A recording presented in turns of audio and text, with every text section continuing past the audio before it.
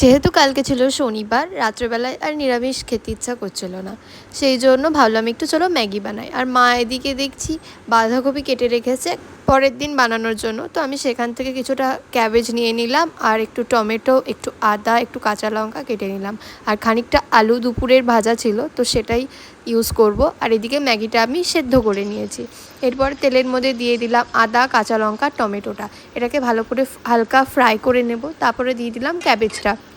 এই প্রথমবার আমি এরকম স্টাইলে ম্যাগি বানাচ্ছি, তো কোনো দিন আমি ক্যাবেজ দিয়ে বাড়িতে বানাইনি, তো আজকে ফার্স্ট ট্রাই করছি। তারপরে নিয়ে নিয়েছিলাম সয়া সস আর একটু চিলি সস এই বাটিটাতে, তো সেটা ওটার মধ্যে দিয়ে দিলাম। তো এরপরে দিয়ে দিলাম ম্যাগি মশলাটা। তারপরে এটাকে ভালো করে ফ্রাই করতে হবে, আর তখনই তোমরা বুঝতে পারবে যে কী সুন্দর একটা সেন্ট বেরিয়েছে।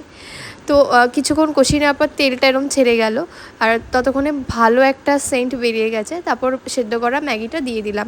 যেহেতু আমি এক হাতে ভিডিও করছিলাম, প্রত্যেকটা ক্লিপ আমি নিতে পারিনি। তারপর আলু ভাজাটা দিয়ে বাকি যে মশলাটুকু ছিল সেটা দিয়ে ভালো করে এটাকে ফ্রাই করে নিলাম। আর বেশি তেল অ্যাড করিনি, অল্প তেলেই হয়ে গেছে যেহেতু আলু ভাজায় তেল ছিল। তো ভালো করে ফ্রাই করে নেওয়ার পর এরকম একটা কালার এসছে।